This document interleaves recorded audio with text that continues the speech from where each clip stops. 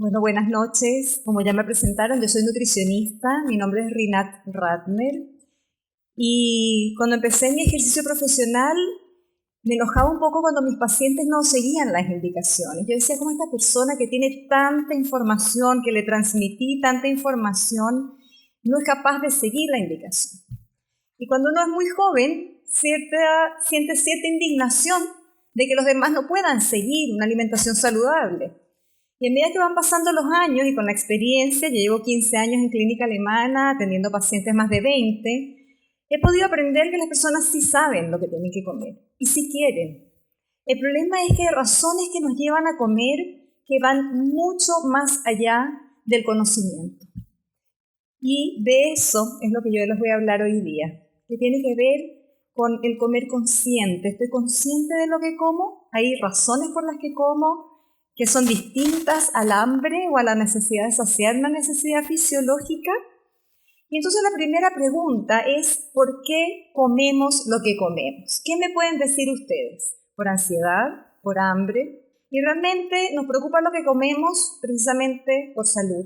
Muchas veces elegimos si comer o no comer un alimento para mantenernos sanos o para mejorar una condición de salud.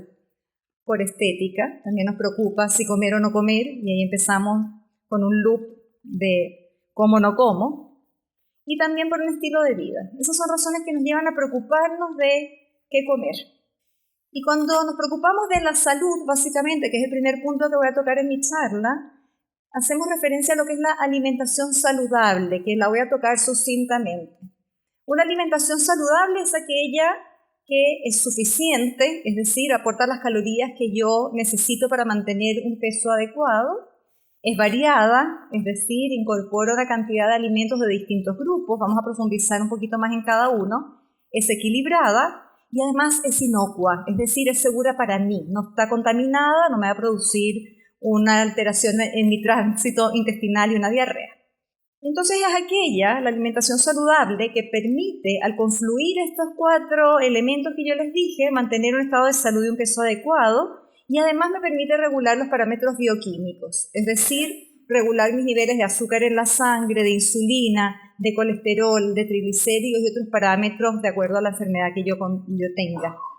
Cuando hablamos de insuficiencia, la suficiencia depende de varios factores.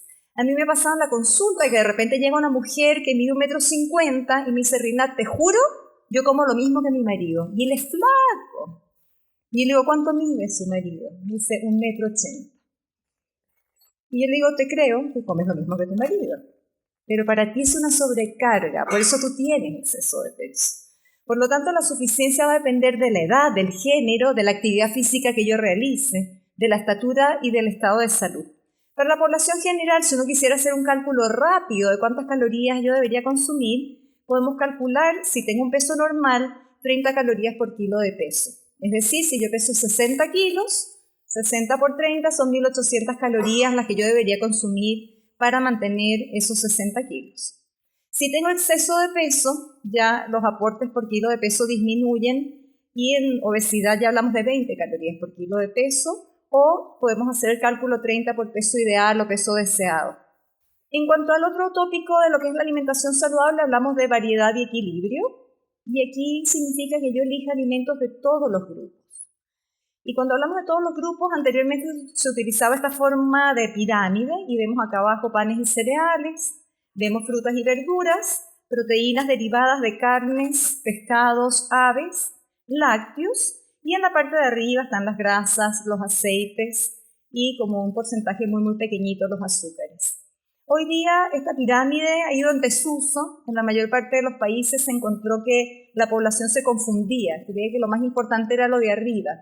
Entonces se han pasado a otras formas de esquematizar lo que significa una dieta equilibrada y qué grupos deberían estar insertos. Y en Chile el Ministerio de Salud lanzó esta forma, que es como un plato, donde el tamaño proporcional que ocupa ese grupo de alimentos es más o menos lo que debería ocupar en nuestra dieta. Y si ustedes ven, frutas y verduras ocupa casi el 50% de lo que debiesen ser las calorías del día. Tenemos los lácteos. Para la población chilena se recomiendan 3 porciones de lácteos descremados por día. Los alimentos que aportan proteínas de alto valor biológico y hierro, que son las carnes, después tenemos los granos y cereales y finalmente las grasas. En esta nueva estructura chilena, los azúcares quedaron fuera de la recomendación. Claramente ahí tenemos de dónde elegir, tenemos esta estructura que nos orienta a cómo conformar un plato saludable y cómo tener además equilibrio, ¿no? Eligiendo de cada grupo en la cantidad recomendada. Y que sea inocua ya depende de dónde estoy comprando el alimento, si yo mantengo o no las líneas de calor y de frío, cómo se están manipulando los alimentos, cómo estamos preservando los alimentos en la casa, el orden que yo sigo en el supermercado, por ejemplo. A veces yo veo que la gente pone la carne y después sigue todo el recorrido por el supermercado, está chorreando la carne en el carrito y al final ponen el confort y las cosas no perecibles. Entonces ahí también tener cuidado cómo yo estoy, en qué orden estoy llenando mi carrito de supermercado, porque sin querer me estoy llevando alimentos menos inocuos a mi casa. Entonces, ojo con la compra. Ahí es interesante hacer un análisis del orden que estamos siguiendo en la compra. Además, esta alimentación saludable es aquella que permite mantener parámetros bioquímicos adecuados. Si yo tengo una enfermedad, por ejemplo, diabetes, yo tengo que buscar mantener una glicemia dentro de parámetros normales. Si tengo insulinoresistencia, tengo que buscar mantener insulinas lo más cercanas al valor recomendado. En el caso de la hemoglobina glicosilada, que me sopla cómo ha sido la alimentación de mi paciente el último mes o los últimos 2 meses, menos de 7% es un nivel adecuado. En adultos mayores, hablamos sobre 65 años, ya hablamos de 7,6 a 8,5%. Una glicemia basal y preprandial objetivo, que eso depende de su diabetólogo, una postprandial de 180, un colesterol total ideal bajo 200 y óptimo bajo 185, y una distribución de colesterol bueno y malo adecuada. Se habla de un HDL, que es el colesterol bueno protector, sobre 40, y triglicéridos bajo 150. Y otro parámetro importantísimo a mantener a raya, la presión arterial.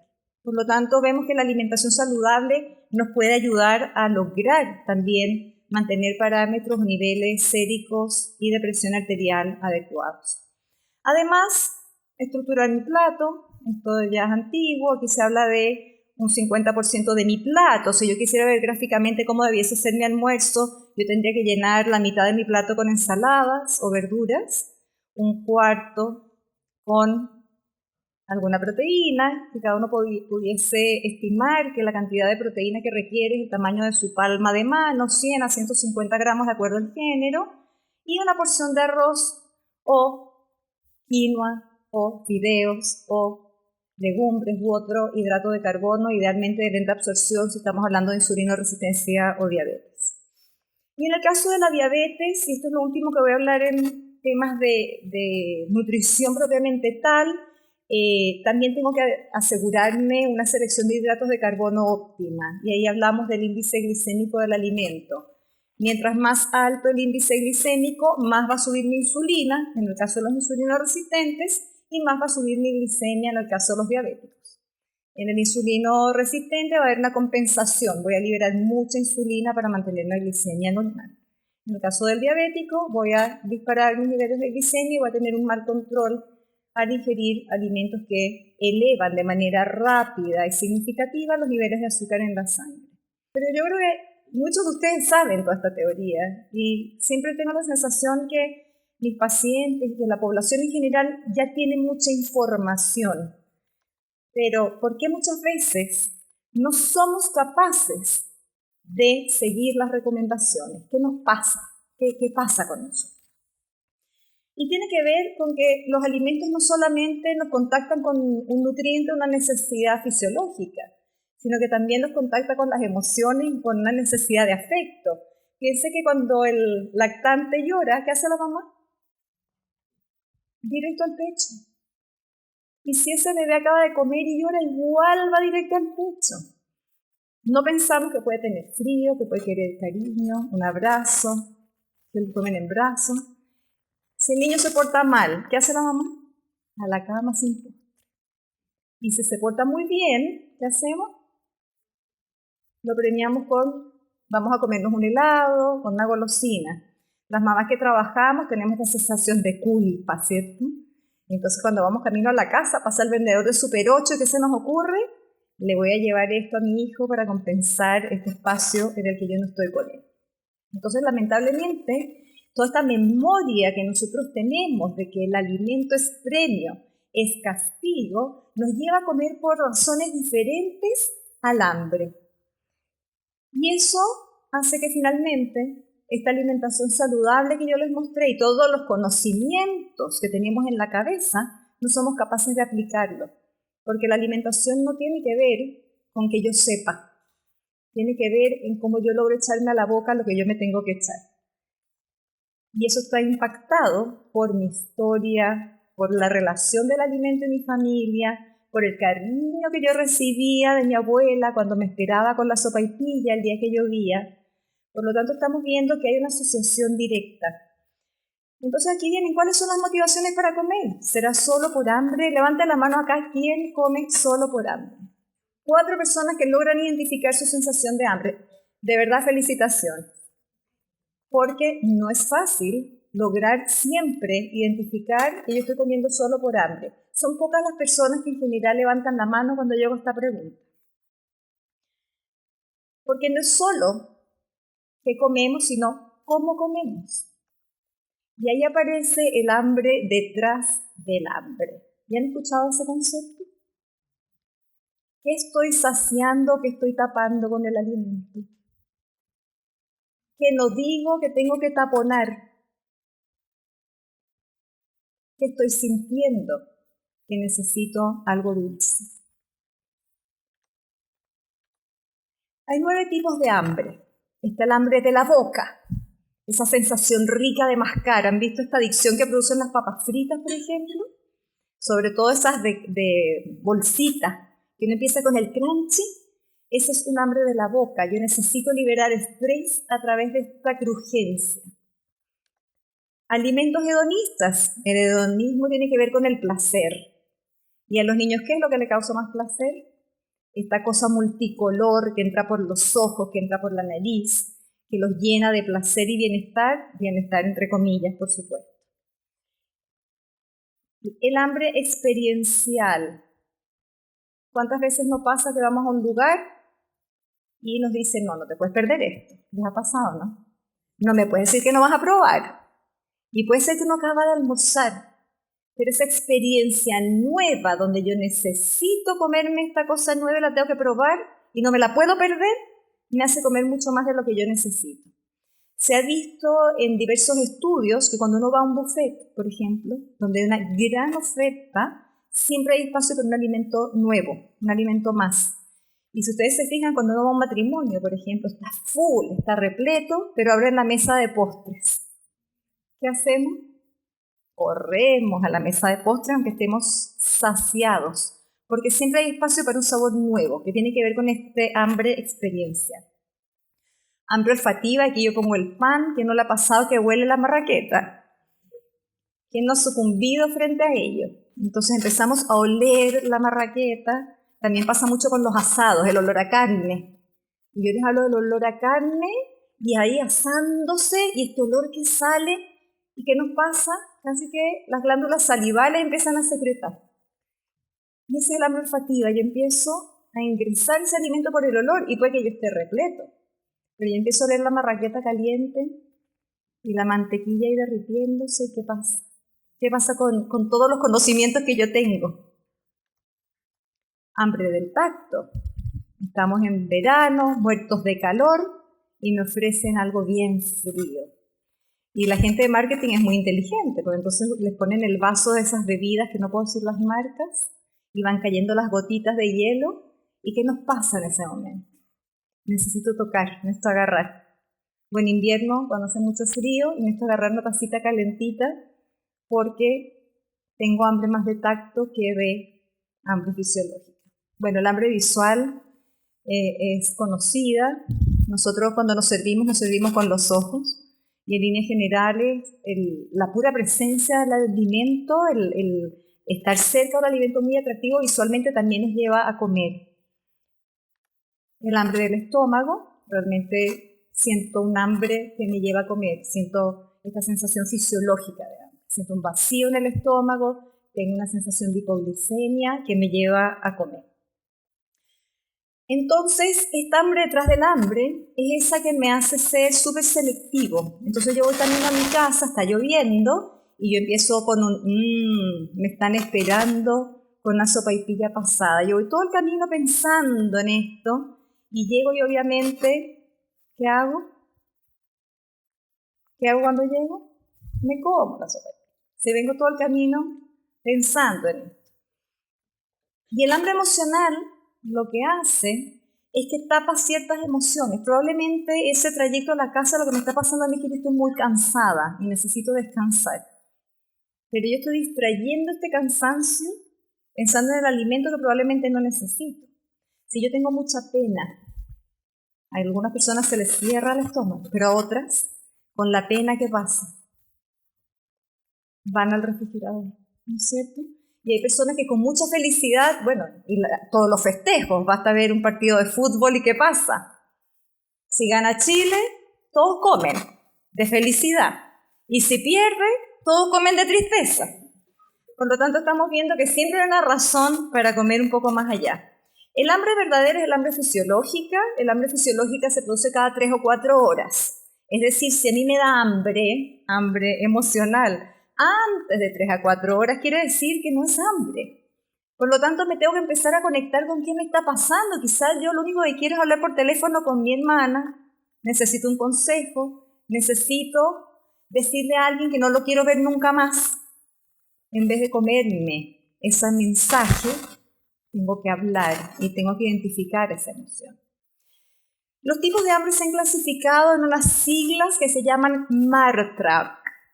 Miedo, alegría, rabia, tristeza, amor y culpa.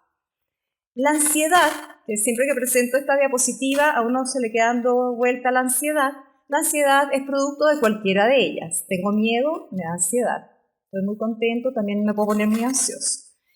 Y va en una escala del 1 al 10, esta hambre emocional.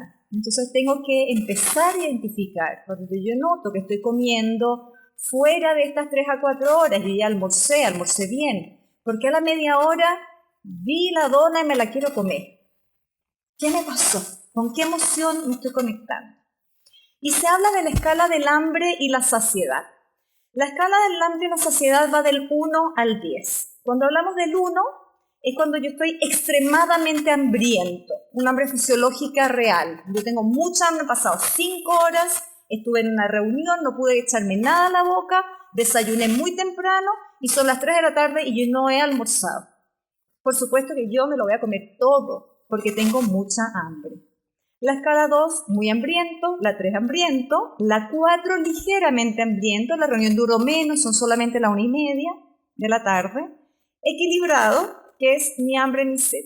Del 6 hacia arriba vienen las etapas de saciedad. Entonces tenemos el 6, es ligeramente satisfecho, es decir, yo comí y me siento tranquilo, satisfecho cómodo, es decir, lleno a gusto, y ahí uno puede hacer un ejercicio que es comer hasta el ombligo. Para sentirme lleno a gusto no como hasta el cuello, como hasta el ombligo. Por lo tanto, comer hasta el ombligo es un tip que puede ayudar, y ahí yo me siento ligeramente satisfecho. El 7 es satisfecho cómodo, el 8 satisfecho ligeramente pasado de lo normal, 9 demasiado satisfecho y 10 estoy a reventar, ahí ya comí hasta el cuello. ¿Cuál es la recomendación? Que la escala debe ir de 4 a 7. Yo no puedo esperar a estar muerto de hambre para comer. Si yo llego extremadamente hambriento, yo voy a devorar cualquier cosa que pongan por delante. Y los conocimientos que yo tengo de alimentación no los voy a poder aplicar.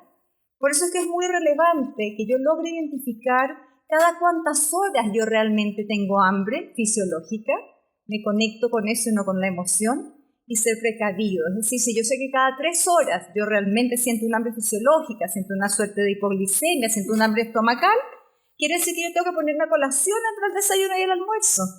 Pero una colación planificada, de manera de que no pase que yo llegue al almuerzo con tanta hambre que me lo coma todo. Lo mismo cuando comemos, comer lento, conectados con la alimentación. Ahora vamos a hablar también acerca de eso. Y como hasta el ombligo, cuando yo me siento satisfecho, cómodo. Si me tengo que abrir el pantalón o el cinturón, comí de más. Si tengo la sensación que me tengo que ir a acostar después que comí de más. Por lo tanto, la escala va del 4 a 7 si yo quiero mantener un estado de alimentación óptimo. Y comer consciente, que es el mindful eating, que es lo que está de moda, tiene que ver con esta imagen. A mí me encanta ella. ¿Con qué está tomándose ella el té? Fíjense las emociones que están conectadas ahí. ¿Las pueden percibir? Ella está oliendo, yo creo que está escuchando también el té, lo está sintiendo la temperatura de ese té, y está prestando atención a lo que está haciendo, está prestando atención al momento de comer. Ella seguramente este té lo va a disfrutar hasta el final, del inicio al final, porque está totalmente conectada con lo que está haciendo. El ciclo de comer consciente consiste en hacernos preguntas.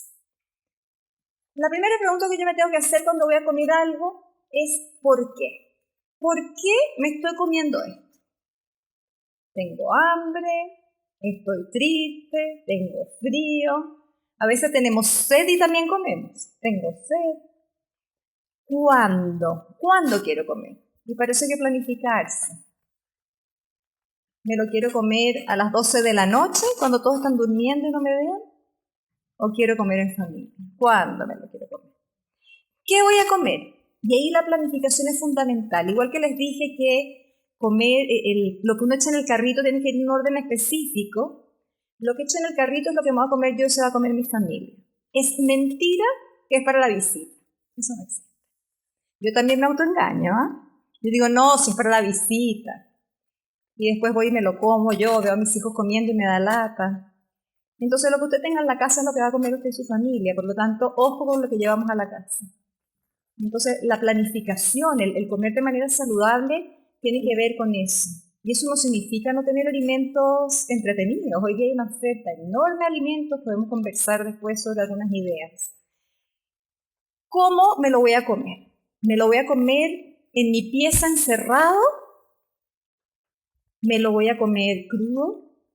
¿Me lo voy a comer cocido? ¿Me lo voy a comer caliente? Tengo tanta hambre que ni siquiera lo voy a calentar, ¿me lo voy a comer frío? Y ese cómo es muy importante. Hoy día cada vez hay más bandejas en las casas.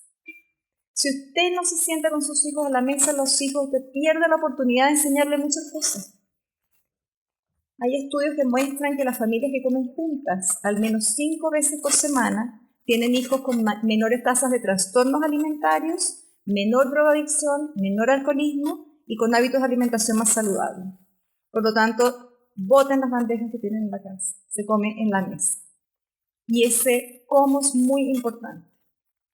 ¿Cuánto? Y ahí tiene que ver un poco con mi actividad física y el requerimiento que yo tengo, que ya lo vimos antes.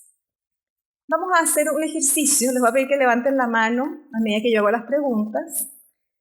¿Suele arrepentirse de lo que come? Bien. Después de comer, ¿siente somnolencia o pesadez? Varias manos se levantan. Cuando come, ¿tiene a su alcance el celular, tablet, PC, material de lectura? Levanten la mano. Aquí se levantaron muchos la mano. ¿Cuánto tiempo se toma para comer? ¿Se toma al menos media hora? Levanten la mano. ¿Quién se toma al menos media hora? Bien, en el tiempo estamos mejor. Fíjense lo que le pasa a los que comen con el diario. Él está echando el jugo de naranja a los cereales, porque no está conectado con el alimento. Si yo como mirando el diario, con el computador y los celulares, primero que eso es lo que yo estoy modelando a mis hijos. Ellos van a repetir. Después no entendemos por qué ellos no nos hablan ni están mirando el celular. Segundo, que no nos conectamos con esta sensación y este placer y bienestar que nos tiene que dar el comer. Y al no conectarnos, finalmente, tampoco nos conectamos con las señales de saciedad y terminamos comiendo muchísimo más de lo que debiésemos haber comido. Por lo tanto, nos escapamos de esta escala del 4 al 7 y en la saciedad llegamos al 8, al 9 o al 10. Por lo tanto, es muy, muy importante comer conectado con el acto de comer, aunque uno coma solo. Lo ideal es poner un individual, poner la mesa, generar un ambiente de comida, o poner una música tenue, una música suave, de manera de que el acto de comer realmente sea casi que sagrado. Ese es el momento en que yo estoy nutriendo, estoy echando elementos, estoy incorporando nutrientes a mi organismo. Entonces, cada vez que va a comer, nos vamos a preguntar para qué. Si uno abre el refrigerador y se queda mirando a ver qué le apetece comer, es que no tiene hambre, está aburrido. ¿Les ha pasado que abren el refrigerador y uno mira? A mí me pasa. ¿A ustedes les ha pasado? Entonces uno abre el refrigerador y empieza a mirar qué hay, si me gusta o no, miro para arriba y para abajo y resulta que ahí no hay hambre. Si estás en el trabajo y vas a picotear algo, no es porque tenga hambre, es porque uno quiere descansar. A veces uno está cansado y dice, no tengo hambre. Entonces uno da una vuelta en el trabajo. ¿Se han dado cuenta? Voy a ir a buscar algo para picotear. No era hambre, quería levantarme en mi escritorio. ¿Quién aguanta 8 o 9 horas sentado? Entonces, ojo, de repente ahí basta con levantarse y caminar un poco. Si tomas un helado porque estás enfadado, no tienes hambre, tienes enfado. Por lo tanto, ¿qué tendríamos que hacer ahí? ¿Qué podemos hacer? ¿Qué se les ocurre? Llorar, dicen por acá.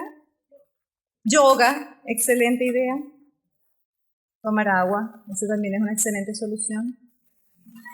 Salir a caminar o llamar al fulano con el que estoy enojado, ¿no? También ahí puedo resolver un problema en vez de comerme el helado y agregarme un segundo problema. Comer despacio, llamar la atención a la masticación. Los estudios muestran que mientras más veces uno mastica un alimento, más sabores descubre de ese mismo alimento, van apareciendo otros sabores. Ser consciente de que la satisfacción en comer viene de masticar. Ustedes saben que la señal de saciedad se demora por lo menos 20 minutos en llegar al centro de la saciedad.